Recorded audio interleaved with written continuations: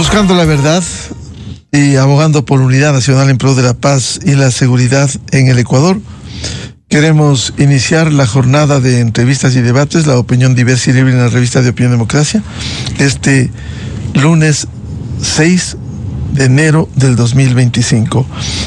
Hemos invitado al doctor Daniel Pontón, catedrático de la Universidad de Postgrado IAEN, y el doctor Jean-Paul Pinto, experto en temas de seguridad. El tema con el que queremos iniciar se relaciona con la situación de seguridad. Va a cumplirse un año de la declaración del conflicto armado interno. Estamos en un nuevo estado de excepción, con problemas complejos en las cárceles. Precisamente este domingo hubo incidentes en el centro penitenciario de La Roca. Hubo que mover a un condenado, como es Jorge Glass Espinel. Lo volvieron a la cárcel una vez que pasaron los incidentes. Esta es la realidad con la que inicia el Ecuador. ¿Cómo evaluamos al inicio de este año, doctor Daniel Pontón, con el nuevo decreto presidencial sobre el estado de excepción que rige en una parte del territorio nacional? Buen día, Daniel. Hola, estimado Miguel, un placer estar aquí, un saludo cordial y un feliz año igual para todos ustedes. Y bueno, es un año que creo que hemos tenido algunas sensaciones, ¿no? Me parece que lo que se heredó del gobierno anterior por parte de este gobierno, las acciones que en su momento Tony Noboa tomó en enero del año pasado marcaron algunas diferencias. Y ese marcar la diferencia respecto al tema de la idea de que lo que existía en el anterior gobierno, lo que no tenía, la carencia que tenía era capacidad de decisión sobre ciertas cosas, un poco marcó lo que es la impronta de Daniel Noboa, la capacidad de decidir sobre ciertas situaciones complejas. Por ejemplo, un mayor concurso de Fuerzas Armadas en el combate de la inseguridad, ¿no? Y creo que detrás de eso deriva como es esta figura del conflicto armado interno, ¿no? Porque de alguna forma era la figura jurídica precisa, más allá de las partes que cabe o no cabe, de que podía darle una mayor contingencia, un mayor aporte de las Fuerzas Armadas al trabajo de la seguridad interna. Elementos diferenciadores como el tema de las cárceles, que en su momento por parte de la ciudadanía se venía requiriendo con mayor concurso, una mayor presencia, se decidió, las cárceles se militarizaron a partir de ello. De alguna otra forma, el tema penitenciario se aplacó los primeros meses, a pesar de que en estos meses hemos vivido algunas situaciones ya complejas, algunos rebrotes de violencia, de inestabilidad. Me parece que en el global es un sistema penitenciario de alguna otra forma donde el conflicto se ha atenuado, ¿no? No quiere decir que se ha pacificado, porque eso no cabría el término en este momento. Y claro, frente a ello, algunos resultados, algunos impactos importantes. Se tiene entendido que la tasa de homicidios este año se va a ver una reducción del 18%, que me parece que es algo que habría que analizarlo con mayor detalle, pero en todo caso me parece que es importante, un logro importante. No con eso quiere decir que estamos en la panacea, sigue siendo altísima, ¿no? Muy alta. Ha habido una mutación de otros delitos en la extorsión, secuestro, que al parecer no hay una estrategia por parte de las autoridades para frente a esos delitos. Me parece que es un tema que habría que analizarlo. Y frente a ello, una segunda fase de este conflicto armado interno a partir del mes de abril, que este año se materializa con los decretos de estado de excepción, donde se territorializa mucho más la acción, ¿no? Y ahí tenemos que ver toda una serie de territorios que se han principalizado o se han priorizado, y que me parece que poco abonan a aplacar el problema, pero no a tener una mayor solución. El problema que estamos viviendo últimamente es que este juego del efecto globo es parte de la dinámica, ¿no? Unos cantones se han aplacado la violencia, pero rebrotan en otros lugares.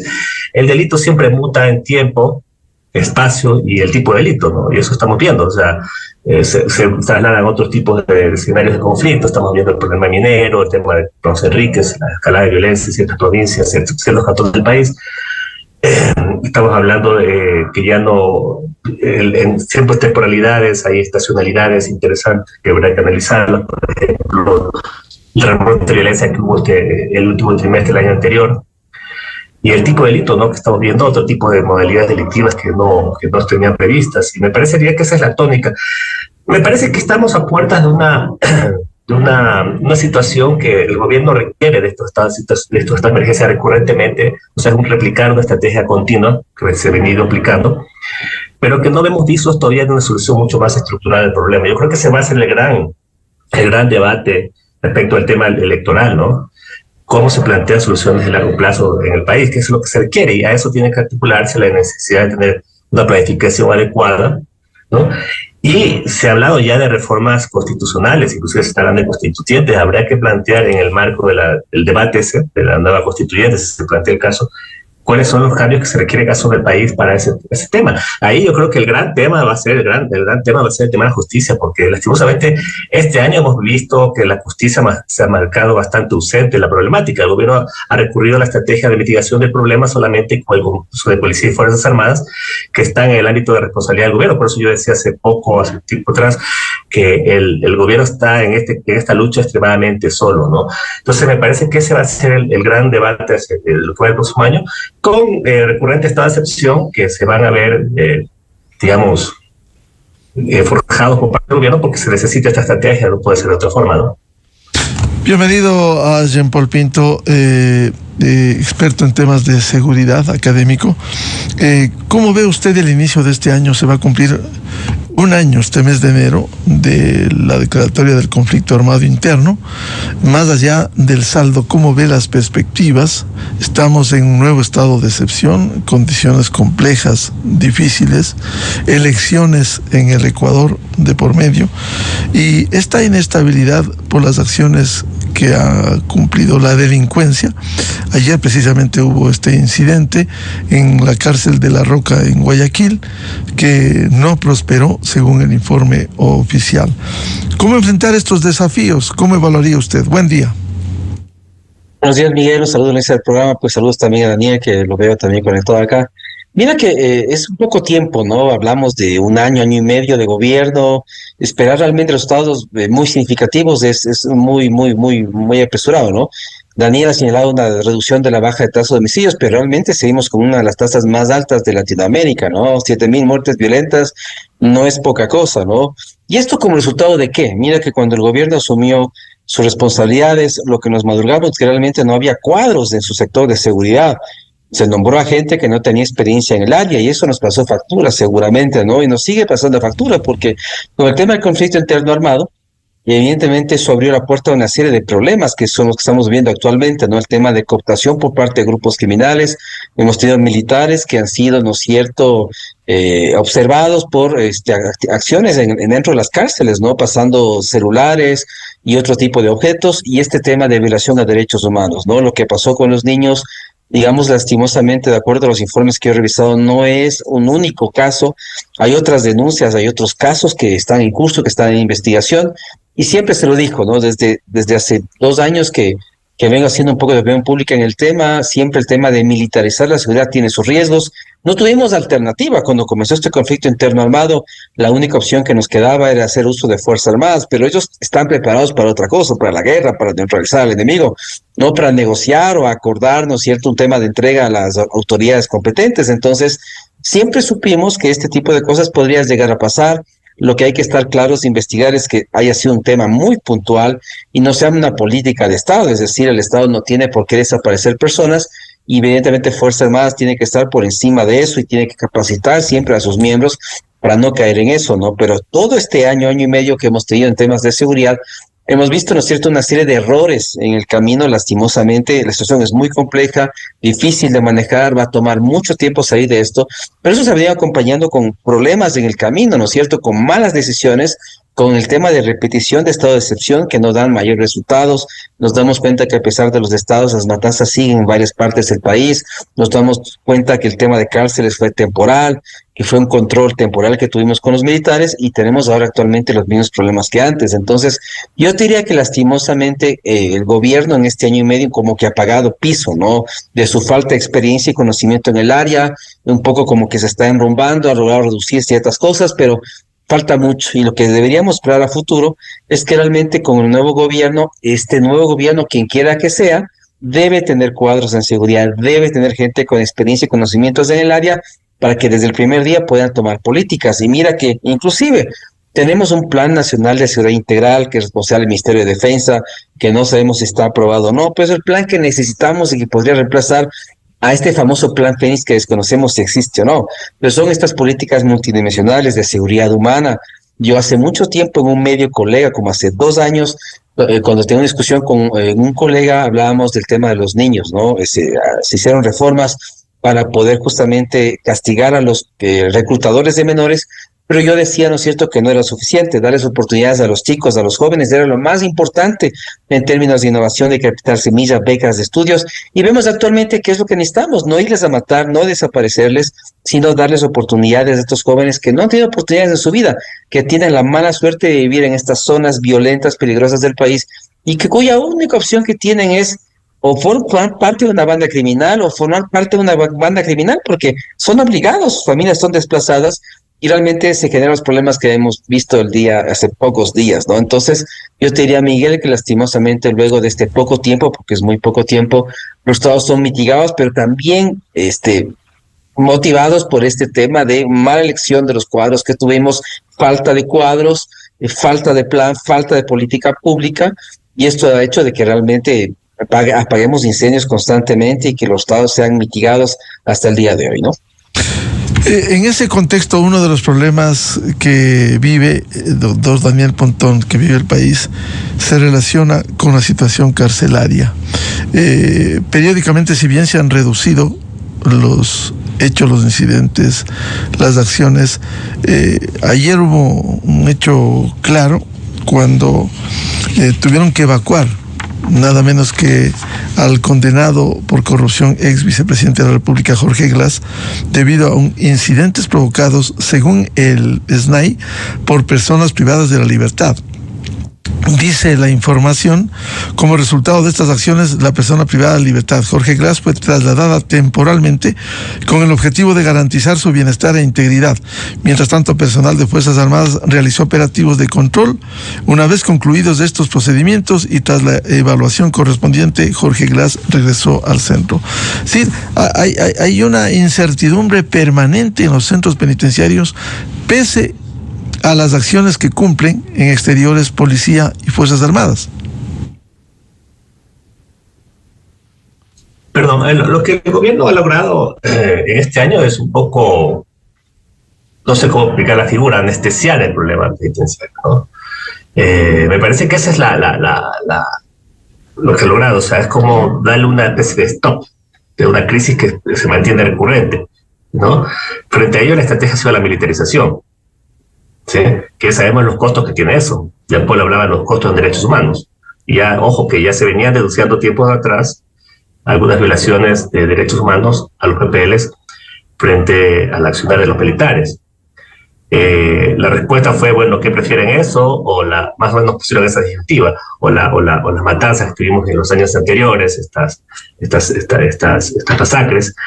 Pero me parecería que esa estrategia de militarización que el gobierno ha adoptado me parece que ya empieza a tener puntos flacos. Y ya hemos visto algunas matanzas que no son en número igual a las de 2021, 2022, ¿sí? Pero que ya empiezan a ser recurrentes y sistemáticas.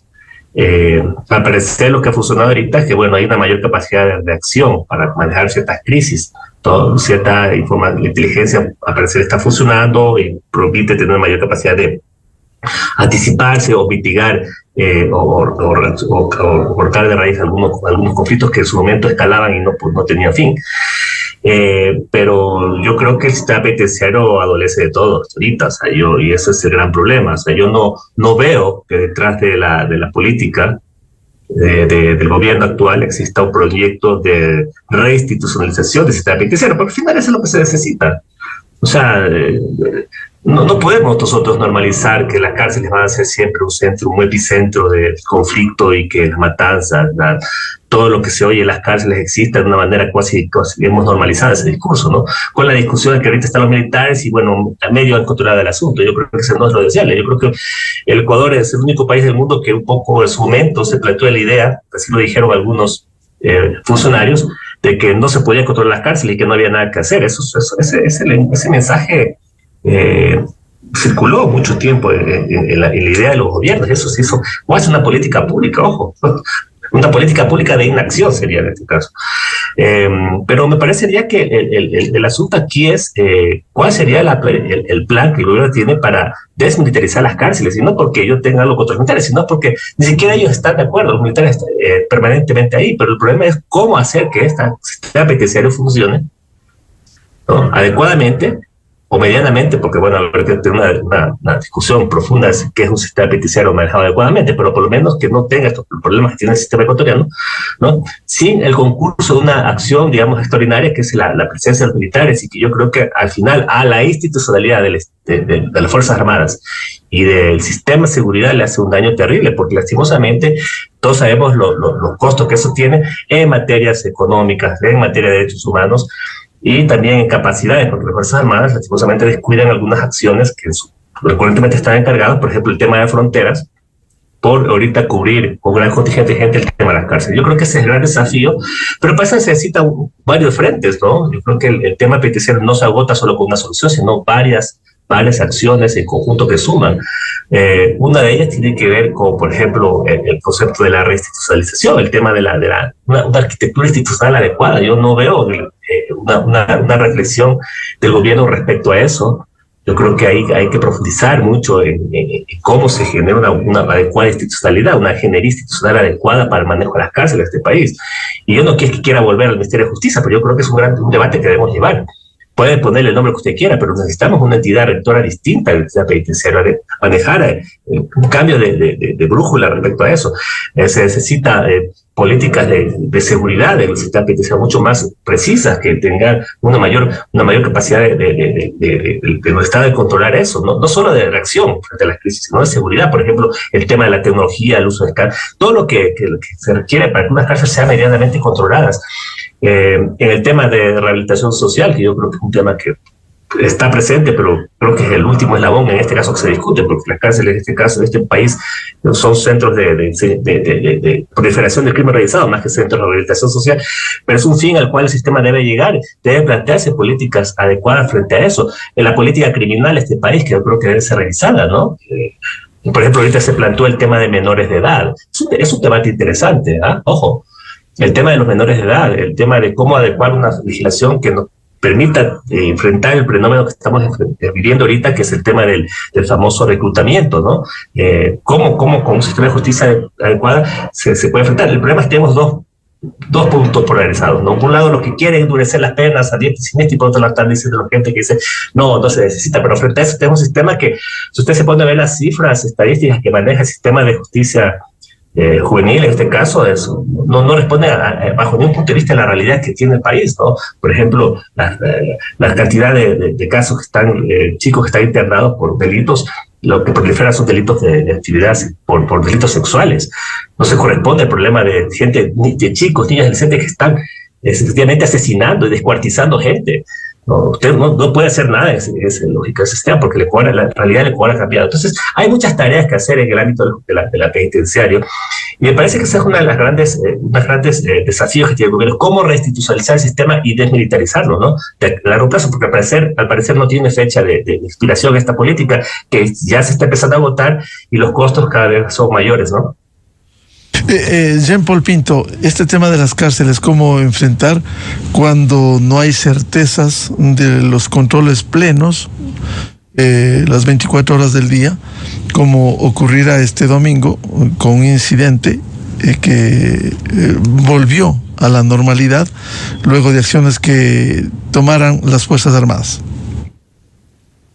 Lo que pasa es que ha habido un problema de comunicación a nivel del SNAI, ¿no? Desconocemos realmente si realmente ha sido fortalecido en este tiempo, porque lo que se esperaba que era que los militares entren a operar en las cárceles y al mismo tiempo el gobierno implemente un plan de reestructura del SNAI, con fortalecimiento de los temas de inteligencia, nuevo perfil de guías penitenciarios, los temas de tecnología, los temas de modelo de gestión de cárceles, por ejemplo, que es un tema muy importante, pero lo que al parecer estamos asistiendo es que realmente no existe ese plan. O sea, no hemos escuchado tampoco de parte de la comunicación del SNAI que realmente este tema se ha fortalecido, porque lo que había que hacer era justamente a que los militares se hagan cargo del tema penitenciario durante un tiempo, temporalmente, hasta que el SNAI recupere capacidades, haga su plan, implemente su plan, y luego se pase a un proceso justamente donde los militares poco a poco dejen las cárceles. Eso hubiera sido lo ideal. O lo otro es que el gobierno tenía que tomar decisiones al respecto y decir, bueno, el SNAI no es una entidad que puede hacerse cargo de las cárceles o realmente la voy a reestructurar, la voy a reemplazar y por lo tanto veamos si los militares pueden hacerse cargo de forma definitiva. Pero eso implicaría, ¿no es cierto?, crear una cuarta fuerza a nivel de Fuerzas Armadas, la Fuerza Aérea, Terrestre, Marina y la Fuerza Penitenciaria, ¿no? Donde tendrían que crear una fuerza nueva con capacidades nuevas de entrenamiento, disciplina, logística, armamento, etcétera, para que se hagan cargo de las cárceles y ya, y lo decidimos así, pero es una decisión que nadie la ha tomado y nadie la ha querido tomar. Es decir, ok, ¿qué decido? O fortalezco al SNAI o creo esta fuerza militar penitenciaria y ellos se hacen cargo de las cárceles de forma permanente, pero lo que vemos es que la cárcel a nivel latinoamericano no funciona, ¿no? Hace poco vimos en Bogotá, vimos la muerte del testigo principal de la muerte de un fiscal paraguayo en una cárcel de máxima seguridad, aparentemente la de las más seguras en Colombia, y nos damos cuenta que el poder del crimen organizado es tan alto que puede corromper lo que sea.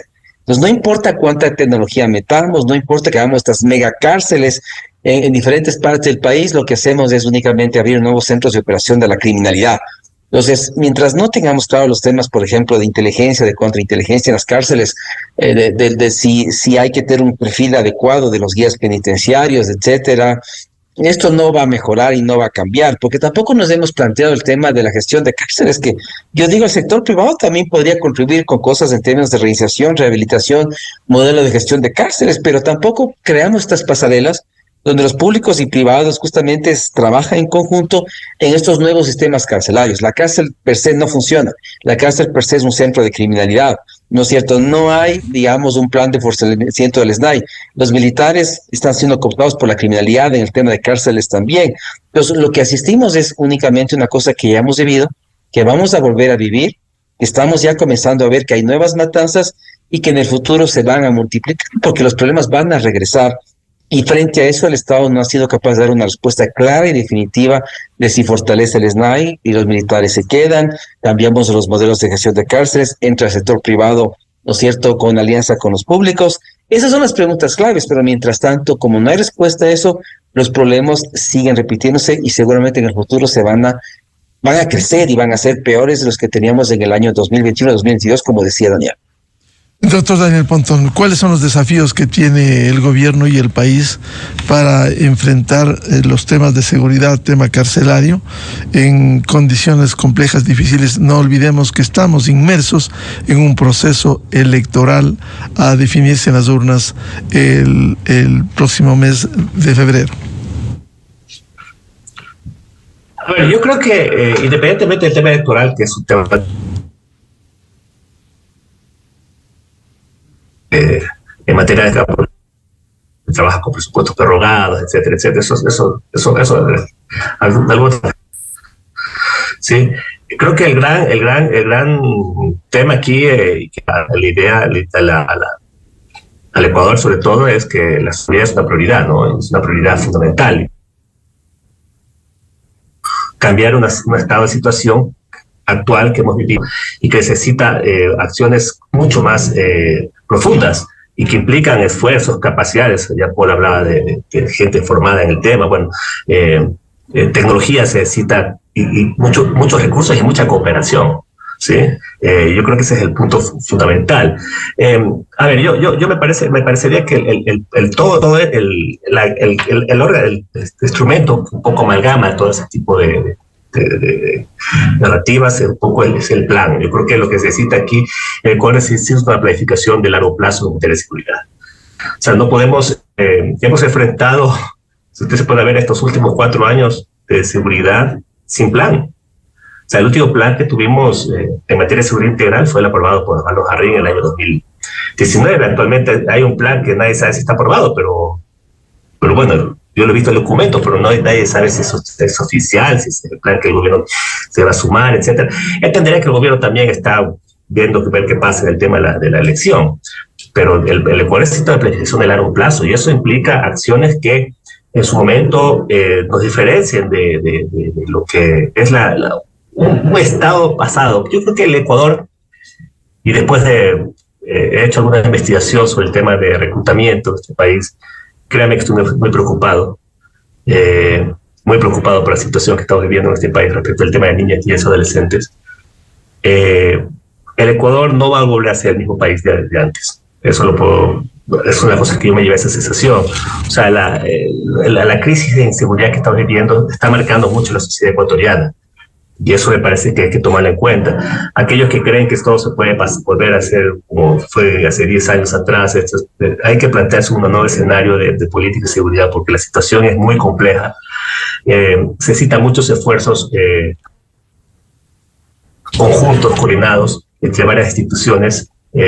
Por ejemplo, el área social es fundamental en este caso, ¿no? Si no se plantea una política social, sobre todo en el tema de política sobre niñas y adolescentes de este país, la situación sería muy compleja, ¿ya?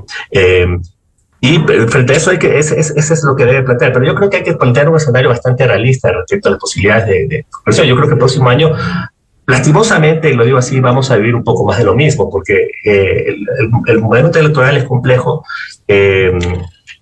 la gestión es compleja por el tema de los presupuestos, no existe un modelo de gestión, digamos, que nos permita augurar cambios profundos en el corto plazo, y posiblemente lo que podemos empezar a cosechar es de aquí a 2, 3 años, donde nosotros podamos ver ya cambios sistemáticos, pero si no se empieza ahora es complicado, ¿no? Ojalá que exista la madurez política, la madurez de la clase política que nos permita construir esas herramientas para una visión mucho más de largo plazo. Doctor Jean-Paul Pinto, los desafíos que tiene el país, que debiera priorizar el gobierno en estas condiciones de conflicto armado interno que vivimos y del estado de excepción temporal. Ya que yo quiero retomar un poco lo que dijo Daniel y me parece fundamental. La mirada de la seguridad debe ser de largo plazo, un plan prospectivo de la seguridad. Porque este plan que tal vez ha sido aprobado tiene simplemente cumplimiento 2025. Hay que pensar en un plan de largo aliento para mejorar la seguridad. Y esto implica, Miguel, que lo que no pueden hacer los candidatos políticos es decir a la gente que esto se va a mejorar en 1 año.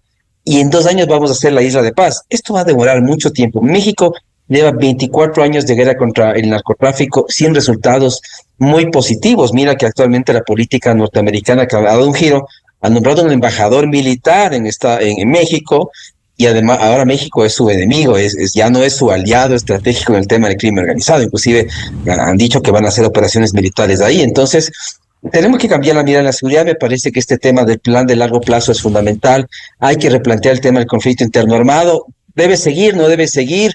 Ha dado resultados positivos. Mira que lo que ha hecho más bien es empeorar el tema de la cooptación, violación a derechos humanos. No está claro el rol de Fuerzas Armadas. Deben tener más tareas subsidiarias. Hay que focalizarles más en cárceles, en minería ilegal, más espacios de trabajo con policías, porque realmente el gran problema en territorio es el trabajo conjunto con la policía. Hay que crear una guardia civil para no usar a los militares. Es decir, hay muchas preguntas estratégicas que el nuevo gobierno se tiene que hacer. Entonces, pero como te digo, lo que es fundamental es que el nuevo gobierno entre con cuadros, con gente con experiencia, que cree estas mesas de trabajo, este plan de seguridad de largo plazo, de largo aliento, porque el tema es muy complejo, ¿no? También recalco lo que decía Nera en el tema de niños. Mira, hace 2 años y pico también en un canal colega analizábamos este problema. Y mira, en el 2019 teníamos alrededor de 100 muertes violentas de entre los 0 y 19 años. Eso en el 2023 se disparó en el 640%. Teníamos casi 800 muertes violentas en el rango de 0 a 19 años en el Ecuador. O sea, es una locura. UNICEF justamente lo señalaba, ¿no? Entonces, hay que hacer también política pública ahí, porque como te digo, qué difícil es ser un niño, un adolescente en la costa. Y si estos problemas se confirman, mira, cualquier niño o adolescente en la costa está vulnerable, está en riesgo si pasa una patrulla, porque nos damos cuenta que al azar escogen a un grupo de niños, sea quien sean, y los dejan después en un lugar violento y los llevan a su muerte inevitable, ¿no? Entonces, esto no es un tema menor. Hay que estar claros que estas políticas de Estado no existan, que estas son excepciones a la ley, que hay que repensar el rol de Fuerzas Armadas, hacer un análisis dentro del Ministerio de Defensa sobre qué misiones son principales o subsidiarias, los temas de capacitación, formación en derechos humanos, y estar claros que esto fue un error que no debe repetirse, ¿no?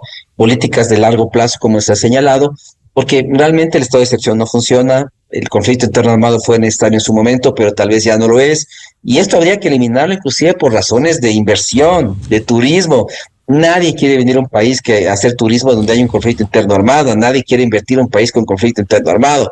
Entonces hay que tener una mirada sistémica de la seguridad y eliminar o reformar aquellos elementos que tienen un impacto sobre otros mecanismos y ámbitos de la economía ecuatoriana. Creo que es tiempo de repensar eso y, como te digo, el próximo gobierno tendrá que tomar estas decisiones muy importantes porque, como decía Daniel, tal vez estemos en un punto de no retorno. Vamos a ser un punto de no retorno y si llegamos a eso, no importa qué hagamos, esto no va a mejorar o va a tomar mucho tiempo el mejoramiento de la seguridad en el Ecuador. Bien, a los doctores Daniel Pontón y doctor Jean-Paul Pinto, gracias por aportar a este debate sobre el inicio del 2025 y los grandes desafíos en materia de seguridad. Estamos en un estado de excepción, vivimos un conflicto armado interno y quedan grandes desafíos para garantizar la paz y la seguridad en el Ecuador. Muy amables a Daniel y a Jean-Paul. Gracias, Nelson. Un saludo. Muchas gracias.